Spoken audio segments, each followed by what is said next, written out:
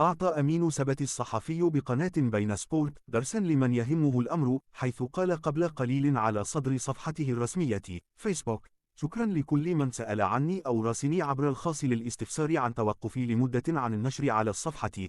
بكل بساطة لم يجد مكانا لنشر محتوى رياضي في ظل ما يعيشه إخواننا في فلسطين، وأستغرب حقيقة لمن يستهل صباحه بالمتاجرة بالقضية وآلام الناس ويمسي على ميسي ورونالدو ونشر الكره بين أبناء الوطن عن جائزة رياضية فردية أو جماعية. من يعتبر نفسه مؤثرا فليخبرنا عن قضية أو موضوع أثر فيه يوما بالإيجاب.